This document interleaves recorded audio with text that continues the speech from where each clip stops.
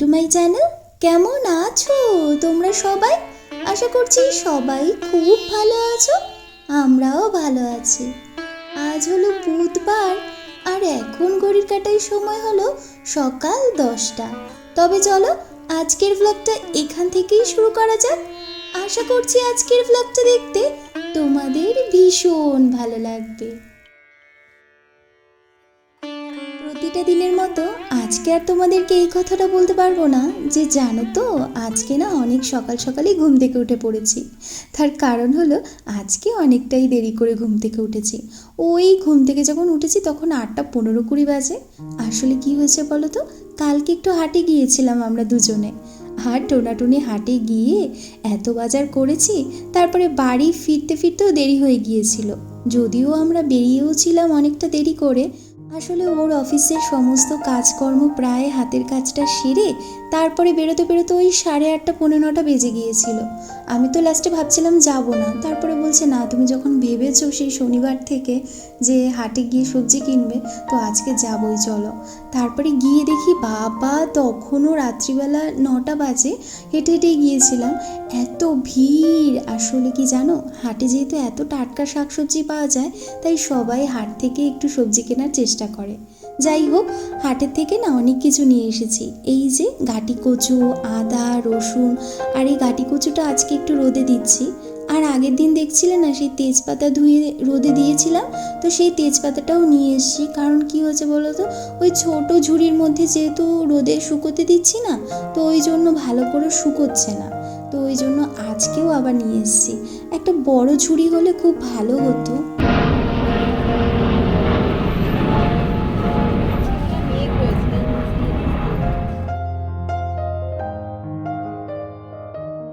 চলো এবার নিচে গিয়ে কাজে বাজে হাত দেওয়া যাক। জানো তো আজকে থেকে না তোমরা আমার প্রায় ব্লগে এটা শুনতে পারবে যে আমাদের বাড়িতে ভাই রয়েছে।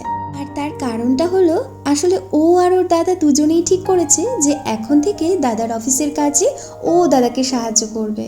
যদিও ও এতদিন আমাদের কোম্পানির সাথে ছিলই, মানে কাজ করছিলই, তবে সেটা বাকি অন্যদের মতোই বাড়িতে বসে। কিন্তু এখন থেকে ঠিক করেছে এখানে এসে দাদার সাথে দাদার কাজে দাদাকে সাহায্য করবে।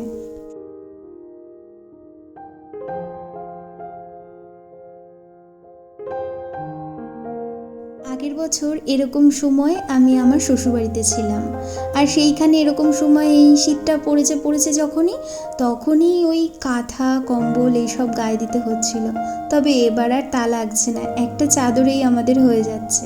আর আজকে কি রান্না করব তাই ফ্রিজ খুলে ভাবতে ভাবতেই দেখলাম এই যে কালকে তো অনেকগুলো আমরা ফুলকপি নিয়ে এসেছি, আজকে ফুলকপির তরকারি করব। আর এই যে এতগুলো টমেটোও নিয়ে এসেছি, কারণ এই টমেটোগুলো দিয়ে আমার অনেক দিন চালাতে হবে।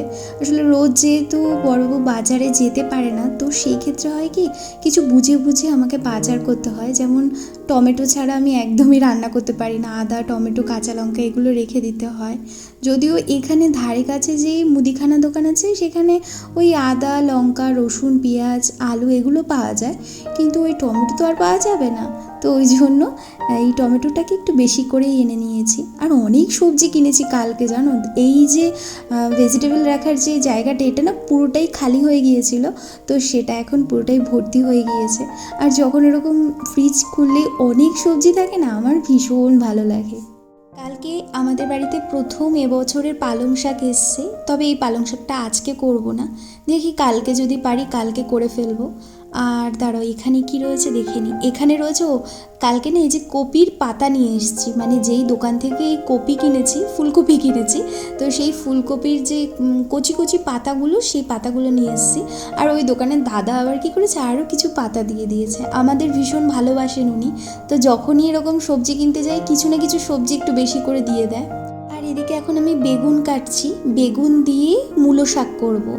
অনেকগুলো মূলো শাক এনেছি জানো, মানে মূলোটা কেনা হয় শুধুমাত্র মূলো শাকের জন্য। মূলো আমি একদমই পছন্দ করি না, আর আমার বড় পছন্দ করে না।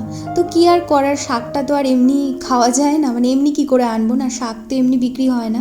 তো মূলো যেহেতু এনেছি তার সাথে শাক হয়েছে, কিন্তু যখন ওই দোকানে দাদা শুনলো যে আমি শাকের জন্য মূলো নিচ্ছি, তখন অনেকগুলো শাক আবার এমনিও দিয়ে দিয়েছে। তো ফুলকপির পাতা, তারপর মূলো শাক, অনেক কিছু কালকে আমাকে এমনি এমনি দিয়ে দিয়েছে জানো।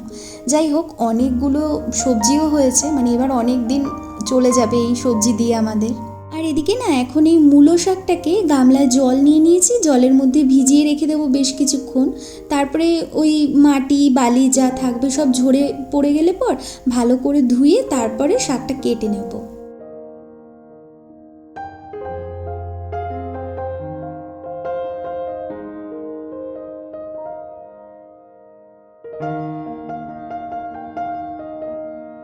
এই পর্যন্ত তোমরা যারা আমার সাথে রয়েছো তাদের কাছে একটাই অনুরোধ করব, আমার ভিডিওটি যদি তোমাদের কাছে ভালো লাগে তাহলে কিন্তু অবশ্যই একটা লাইক দিও আর কমেন্ট করে জানিও ভিডিওটা কেমন লাগলো।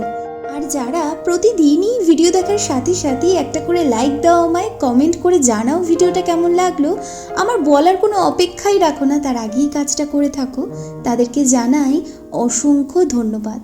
তোমাদের দেওয়া এই একটা লাইক একটা কমেন্ট পরবর্তী দিনের ভিডিওটি তৈরি করতে আমাকে অনেক বেশি উৎসাহ যোগায়। তোমরা প্রত্যেকে খুব খুব ভালো থেকো, সুস্থ থেকো, ঈশ্বরের কাছে আমি সর্বদা এই প্রার্থনায় জানাই।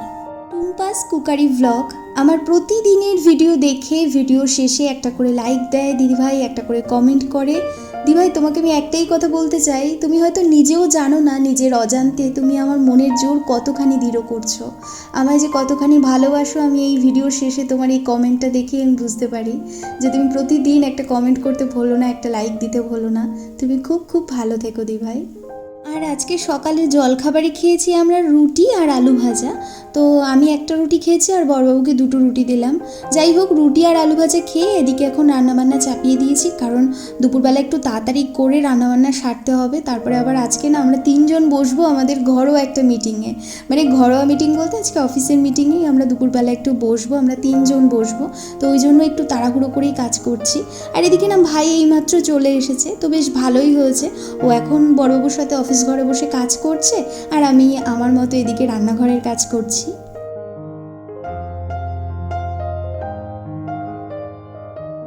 কালকে সন্ধেবেলা যখন আমরা দুজন বসে বসে চা খাচ্ছিলাম তখন হঠাৎ করেই আমার বড়বাবু আমাকে বলে, মামুন ভাবছি কি ভাইকে না অফিসের কাজে বাড়িতেই নিয়ে আসবো, তাতে না আমার বেশ ভালো হবে, কারণ আমার কাজের এতটাই প্রেশার বাড়ছে, আমার সাথে সর্বদা কেউ একজন থাকলে ভীষণ ভালো হয়। তো আমি তখন বললাম ঠিক আছে, যেটা ভালো হয় সেটাই করো। ও হঠাৎ করে বলছে, কেন এরকম করে বলছো যে যেটা ভালো হয় সেটা করো? তাই বললাম যে কিছু মনে করে বলিনি, জাস্ট এমনিই বললাম। কেন?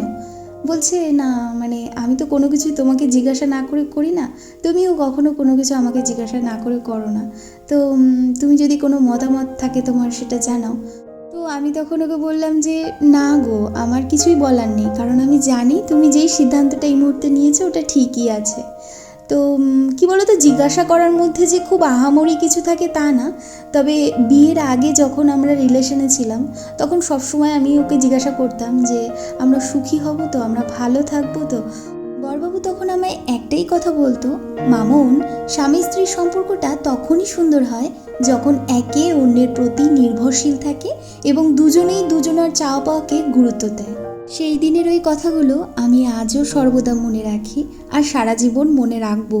আমরা দুজনেই যখনই যাই করি না কেন কেউই কাউকে না জানিয়ে কোনো কিছু করি না, আমি কখনো ওকে না জানিয়ে কিছু করি না, ও কখনো আমাকে না জানিয়ে কিছু করে না। আর আমার মনে হয় কি এরকমভাবে না থাকলে সম্পর্কটা খুব সুন্দর থাকে।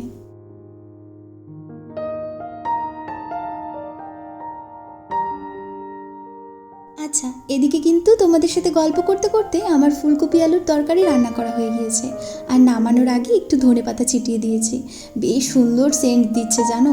যাই হোক, আর এদিকে দেখো ওই মূলো শাকটাও বসিয়ে দিয়েছি, এতে আবার আজকে একটু বেগুনও দিয়েছি। বেগুন দিলে না মূলো শাক খেতে ভাল লাগে। ঠাম্মাকে দেখলাম এর মধ্যে আবার একটু মূলোও কুচিয়ে দিত, তবে আজকে আর টাইম পাইনি গো, তাই শুধুই এই বেগুন দিয়েই করছি।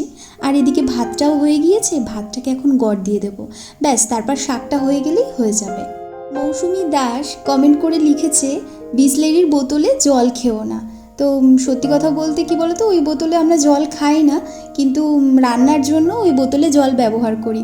তো আমি জানি যে তুমি আমার ভালোর জন্য কথাটা বলেছো, তোমরা অবশ্যই আমাকে ভালোবাসো, তাই আমার সর্বদা ভালোই চাইবে। তো ঠিক আছে গো, এরপর থেকে না ওই বিসলেরির বোতলগুলো আর ব্যবহারই করবো না। আমার বরের কাছে জানো তো আমি এই জিনিসটা নিয়ে খুব বকা খাই, মানে ওই বোতলগুলো কেন আমি ঘরে রাখি সেই জন্য। কিন্তু আমি ভাবি কি ঠিক আছে, দু একটা বোতল এক্সট্রা জল থাকলে অনেক সময় লেগে যায়, তো সেই জন্য রেখে দিই। আর হ্যাঁ মৌসুমি, তোমাকে বলছি, তুমি কিন্তু এটা ভেবো না যে তুমি বলেছো বলে আমি কিছু মনে করেছি। আমি কিচ্ছু মনে করিনি। আমি জানি তুমি ভালোবাসো, তাই জন্যই আমার ভালো চেয়ে কথাটা বলেছো।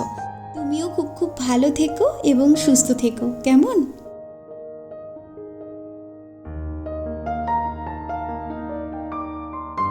এদিকে আর কিছুক্ষণের মধ্যেই মূলো শাকটা হয়ে যাবে, আর মূলো শাকটা হয়ে গেলে পরেই কড়াইটা মেজে রান্নাঘরটাকে ভালো করে পরিষ্কার করে নেব, আর তারপরে স্নানে চলে যাব। আজকে যদিও একটু স্নানটা করতে দেরি হয়ে গেল, কি আর করার, সকালবেলা ওই দেরি হয়ে গেল না উঠতে, তো ওই জন্য আজকে এদিকের কাজেও একটু দেরি হয়ে গিয়েছে। স্নান পুজো সেরে চলে এসেছি রান্নাঘরে, এখন আমরা তিনজন খেতে বসবো। তাই ভাবলাম তোমাদেরকে একটু মেনুগুলো দেখিয়ে দেই, আজকে আমাদের বাড়িতে কী কী রান্না হয়েছে। এই দেখো, হাঁড়িতে ভাত রয়েছে, আর এখানে রয়েছে মূলো শাক। মূলো শাকটা না রান্না করার সময় একটু টেস্ট করে দেখলাম, খুব সুন্দর হয়েছে খেতে, যদিও নাকি শাকের কথা ভালো বলতে নেই। আর এই দেখো, এইটা হচ্ছে ফুলকপি আলুর তরকারি, কি দারুণ লাগছে না দেখতে। আজকের ব্লগটা আর বড় করছি না, তবে চলো আজকের মতো তোমাদেরকে এখানেই বিদায় জানাচ্ছি। তোমরা সবাই খুব খুব ভালো থেকো। তোমাদের সকলের সাথে দেখা হচ্ছে পরবর্তী ভিডিওয়ে।